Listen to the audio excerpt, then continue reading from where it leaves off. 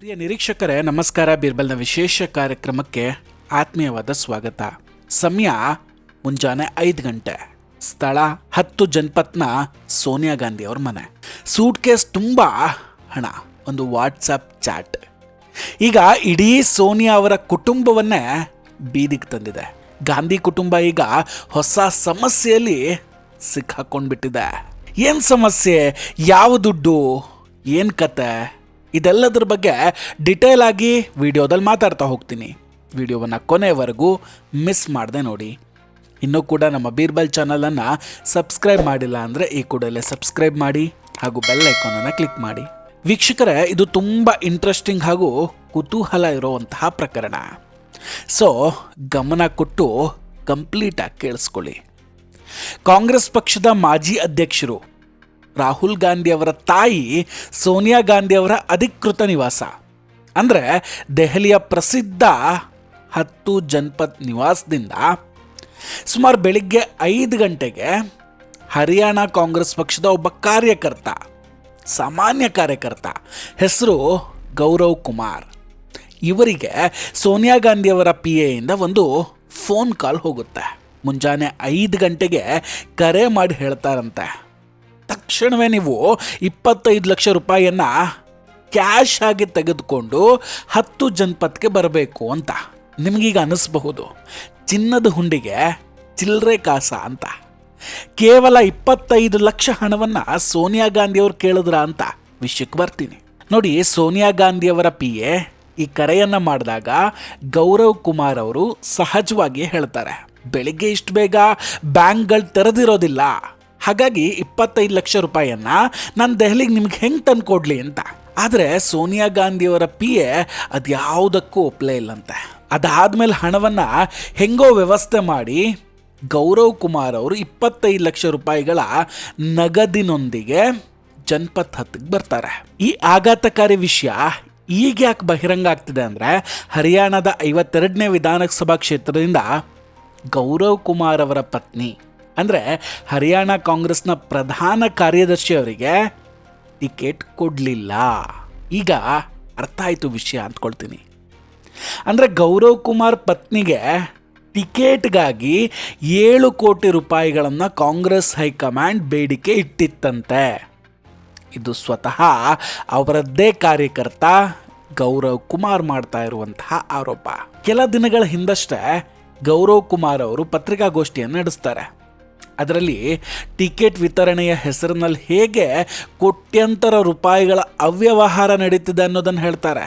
ಈ ಹಗರಣ ಪ್ರಿಯಾಂಕಾ ಗಾಂಧಿ, KC ವೇಣುಗೋಪಾಲ್ ಮತ್ತು K ಸುರೇಶ್ ಅವರ ಹೆಸರಿನಲ್ಲಿ ನಡೀತಿದೆ ಅಂತ ಗಂಭೀರವಾಗಿ ಆರೋಪವನ್ನು ಮಾಡ್ತಾರೆ. ಈ ಇಡೀ ಹಗರಣದ ಕಥೆಯಲ್ಲಿ ಈಗ ನೇರವಾಗಿ ಸೋನಿಯಾ ಗಾಂಧಿ ಅವರ ಹೆಸರು ಕೂಡ ಮುಂಚೂಣಿಗೆ ಬರ್ತಾ ಇದೆ. 7 ಕೋಟಿ ರೂಪಾಯಿಗಳ ಈ ಭ್ರಷ್ಟಾಚಾರದ ಕಥೆಯಲ್ಲಿ ಇಡೀ ಗಾಂಧಿ ಕುಟುಂಬ ಹೇಗೆ ಸಿಲುಕಿಕೊಳ್ತಿದೆ ಅನ್ನೋದು ಇಲ್ಲಿ ತುಂಬ ಮುಖ್ಯವಾದ ವಿಷಯ. ನೋಡಿ, ಮೊದಲು ಪ್ರಿಯಾಂಕಾ ಗಾಂಧಿಯವರ ಹೆಸರು ಕೇಳಿಬಂತು, ಈಗ ಸೋನಿಯಾ ಗಾಂಧಿಯವರ ಹೆಸರು ಬರ್ತಾ ಇದೆ. ಮುಂದಿನ ದಿನಗಳಲ್ಲಿ ರಾಹುಲ್ ಗಾಂಧಿ ಅವರ ಹೆಸರು ಕೂಡ ಹೊರಗೆ ಬರೋ ಸಾಧ್ಯತೆ ಇದೆ.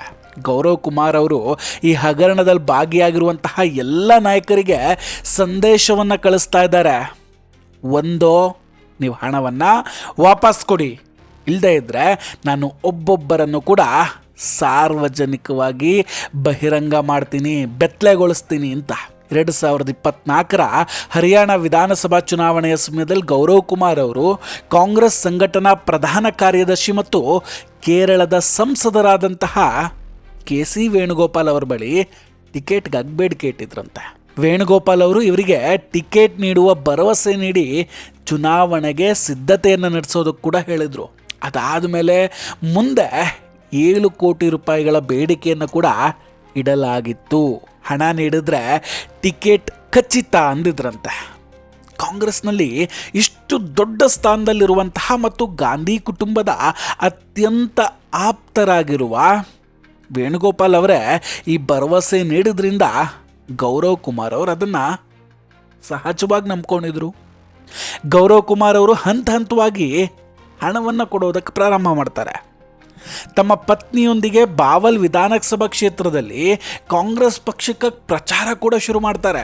ಹಣ ಕೂಡ ಖರ್ಚು ಮಾಡಿದ್ರು. ಈ ಹಣದ ವಹಿವಾಟಿಗೆ ಸಂಬಂಧಿಸಿದಂಗೆ ಅವ್ರ ಬಳಿ ವಾಟ್ಸಪ್ ಚಾಟ್ಗಳ ರೂಪದಲ್ಲಿ ಬಲವಾದ ಸಾಕ್ಷಿಗಳು ಕೂಡ ಇದೆ ಅಂತ ಅವರೇ ಹೇಳ್ತಾ ಇದ್ದಾರೆ. ಕೇರಳದ ಕಾಂಗ್ರೆಸ್ ಸಂಸದ ಕೆ ಸುರೇಶ್ ಅವರ ಬ್ಯಾಂಕ್ ಖಾತೆಗೆ, ಅವರ ಪತ್ನಿಯ ಖಾತೆಗೆ ಮತ್ತು ಅವರ ವೈಯಕ್ತಿಕ ಸಹಾಯಕರ ಖಾತೆಗಳಿಗೆ ಹಣವನ್ನು ವರ್ಗಾಯಿಸಲಾಗಿದೆ ಅಂತ ಗೌರವ್ ಕುಮಾರ್ ಬಹಿರಂಗಪಡಿಸಿದ್ದಾರೆ ಈಗ. ಆದರೆ ಇಷ್ಟೆಲ್ಲ ಹಣ ಮತ್ತು ಶ್ರಮವನ್ನು ವ್ಯಯಿಸಿದ ನಂತರವೂ ಕೂಡ 2024 ಚುನಾವಣೆಯಲ್ಲಿ ಅವ್ರಿಗೆ ಟಿಕೆಟ್ ಸಿಗೋದಿಲ್ಲ. ಈಗ ಅವರು ತಮಗೆ ಸಿಗಬೇಕಾದ ಹಣವನ್ನು ಮರಳಿ ಕೇಳಿದಾಗ ಕಾಂಗ್ರೆಸ್ ಪಕ್ಷದ ವತಿಯಿಂದ ಅವರ ಮೇಲೆ ತೀವ್ರ ಒತ್ತಡ ಹೇರಲಾಗ್ತಿದೆ ಮತ್ತು ಈ ವಿಷಯದ ಬಗ್ಗೆ ಸುಮ್ಮನಿರುವಂತೆ ಬೆದರಿಕೆ ಕೂಡ ಹಾಕಲಾಗ್ತಿದೆಯಂತೆ. ಗೌರವ್ ಕುಮಾರ್ ಇಂಟರ್ವ್ಯೂ ಒಂದರಲ್ಲಿ ಈ ಕರಾಳ ಸತ್ಯವನ್ನು ಬಿಚ್ಚಿಟ್ಟಿದ್ದಾರೆ. ನಾನು ಈ ವಿಷಯವನ್ನು ಪ್ರಿಯಾಂಕಾ ಗಾಂಧಿ ವಾದ್ರಾ ಅವ್ರ ಮುಂದೆ ಪ್ರಸ್ತಾಪಿಸಿದಾಗ ಮತ್ತು ನನ್ನ ಹಣವನ್ನು ಮರಳಿಸುವಂತ ಕೇಳಿದಾಗ ನೀವು ಅಸಭ್ಯವಾಗಿ ವರ್ತಿಸ್ತಾ ಇದ್ದೀರಿ ಅಂತ ಹೇಳಿ ನನ್ನನ್ನು ಕೊಠಡಿಯಿಂದ ಹೊರಗೆ ಕಳಿಸಿದ್ರು ಅಂತ ಗೌರವ್ ಹೇಳ್ತಾರೆ. ಇಲ್ಲಿ ಇನ್ನೊಂದು ವಿಷಯ ಗಮನಿಸಿ ವೀಕ್ಷಕರೇ, ಗೌರವ್ ಕುಮಾರ್ ಅವರ ಪ್ರಕಾರ ಈ ಎಲ್ಲ ಘಟನೆಗಳು ಸೋನಿಯಾ ಗಾಂಧಿ ಅವರ 10 ಜನಪತ್ ನಿವಾಸದ ಸುತ್ತಲೂ ನಡೆದಿದೆ. 10 ಜನಪತ್ ನಿವಾಸ ಅನ್ನೋದು ಸುಮ್ಮನೆ ಅಲ್ಲ, ಇಲ್ಲಿ ಅತ್ಯಂತ ಬಿಗಿ ಭದ್ರತೆ ಇರುತ್ತೆ. Z+ ಸೆಕ್ಯೂರಿಟಿ ಇರುವಂತಹ ಪ್ರದೇಶ ಕೂಡ ಹೌದು. ಅಲ್ಲಿ ಅನುಮತಿ ಇಲ್ಲದೆ ಯಾವುದೂ ನಡೆಯೋದಕ್ಕೆ ಸಾಧ್ಯವೇ ಇಲ್ಲ. ಪ್ರತಿಯೊಬ್ಬರ ಪ್ರವೇಶವೂ ಅಲ್ಲಿ ರಿಜಿಸ್ಟರ್ ಆಗುತ್ತೆ.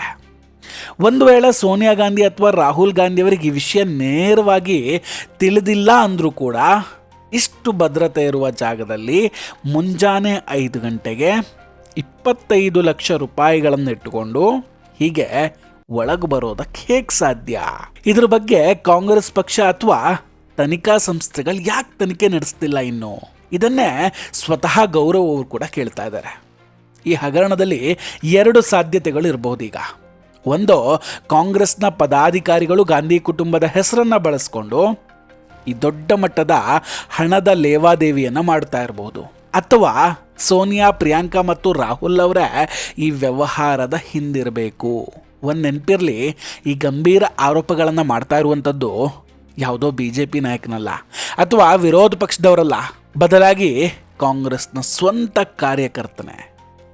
ಈ ವಿಷಯದ ಬಗ್ಗೆ ಈವರೆಗೂ ಕಾಂಗ್ರೆಸ್ ಪಕ್ಷದಿಂದ ಯಾವುದೇ ಅಧಿಕೃತ ಪ್ರತಿಕ್ರಿಯೆ ಇನ್ನೂ ಬಂದಿಲ್ಲ. ಈ ಹಣದ ವ್ಯವಹಾರದಲ್ಲಿ KC ವೇಣುಗೋಪಾಲ್ ಅವರ PA, ಪ್ರಿಯಾಂಕಾ ಗಾಂಧಿ ಅವರ PA ಮತ್ತು ಈಗ ಸೋನಿಯಾ ಗಾಂಧಿ ಅವರ PA ಕೂಡ ಶಾಮೀಲಾಗಿದ್ದಾರೆ ಅಂತ ಗೌರವ್ ಕುಮಾರ್ ಅವರು ಆರೋಪ ಮಾಡ್ತಾ ಇದ್ದಾರೆ. ಇಲ್ಲಿ ಇನ್ನೊಂದು ವಿಷಯವನ್ನು ಗಮನಿಸಿದ್ದೀರಾ? ಗೌರವ್ ಕುಮಾರ್ ತಮ್ಮ ಸಂಪೂರ್ಣ ಆರೋಪದಲ್ಲಿ ಎಲ್ಲೂ ಕೂಡ ಕಾಂಗ್ರೆಸ್ನ ರಾಷ್ಟ್ರಾಧ್ಯಕ್ಷರಾದಂತಹ ಮಲ್ಲಿಕಾರ್ಜುನ್ ಖರ್ಗೆ ಅವರ ಹೆಸರನ್ನು ಪ್ರಸ್ತಾಪ ಮಾಡಲೇ ಇಲ್ಲ. ಇದು ತುಂಬ ಆಶ್ಚರ್ಯದ ಸಂಗತಿ. ಟಿಕೆಟ್ ವಿತರಣೆಯ ನಿರ್ಧಾರಗಳಲ್ಲಿ ಮಲ್ಲಿಕಾರ್ಜುನ್ ಖರ್ಗೆ ಅಥವಾ ರಾಜ್ಯ ಕಾಂಗ್ರೆಸ್ ಅಧ್ಯಕ್ಷರ ಪಾತ್ರ ಇಲ್ಲ. ಬದಲಾಗಿ ಎಲ್ಲವೂ ಕೂಡ ಗಾಂಧಿ ಕುಟುಂಬ ಮತ್ತು ಅವರ ಆಪ್ತ ನಾಯಕರ ಮೂಲಕವೇ ನಡೆಯುತ್ತೆ ಅನ್ನೋದು ಇಲ್ಲಿ ಸ್ಪಷ್ಟವಾಗಿ ಗೊತ್ತಾಗ್ತಾ ಇದೆ. ಸೊ ಈಗ ಈ ಪ್ರಕರಣ ಮುಂದಿನ ದಿನಗಳಲ್ಲಿ ಯಾವ ತಿರುವನ್ನು ಪಡೆದುಕೊಳ್ಳುತ್ತೆ, ಜೊತೆಗೆ ಕಾಂಗ್ರೆಸ್ ಪಕ್ಷ ಇದರ ಬಗ್ಗೆ ಯಾವ ರೀತಿಯ ಕ್ರಮವನ್ನು ಕೈಗೊಳ್ಳುತ್ತೆ, ಇದೆಲ್ಲವನ್ನು ಕೂಡ ಕಾದು ನೋಡಬೇಕಿದೆ. ವೀಕ್ಷಕರೇ, ಇದೆಲ್ಲದರ ಬಗ್ಗೆ ನಿಮ್ಮ ಅಭಿಪ್ರಾಯ ಏನು? ದಯವಿಟ್ಟು ಕಮೆಂಟ್ ಮಾಡಿ ತಿಳಿಸಿ. ನಾವು ಕೊಟ್ಟಂತಹ ಮಾಹಿತಿಗಳು ನಿಮಗಿಷ್ಟ ಆಗಿದ್ದರೆ ವಿಡಿಯೋವನ್ನು ಲೈಕ್ ಮಾಡಿ ಹಾಗೂ ಶೇರ್ ಮಾಡಿ. ಇನ್ನೂ ಕೂಡ ನಮ್ಮ ಬೀರ್ಬಲ್ ಚಾನಲನ್ನು ಸಬ್ಸ್ಕ್ರೈಬ್ ಮಾಡಿಲ್ಲ ಅಂದರೆ ಈ ಕೂಡಲೇ ಸಬ್ಸ್ಕ್ರೈಬ್ ಮಾಡಿ ಹಾಗೂ ಬೆಲ್ ಐಕಾನನ್ನು ಕ್ಲಿಕ್ ಮಾಡಿ. ನಮಸ್ಕಾರ, ಟೇಕ್ ಕೇರ್ ಆ್ಯಂಡ್ ಬಾಯ್ ಬಾಯ್. ಮತ್ತೆ ಭೇಟಿಯಾಗೋಣ. ಜೈ ಹಿಂದ್.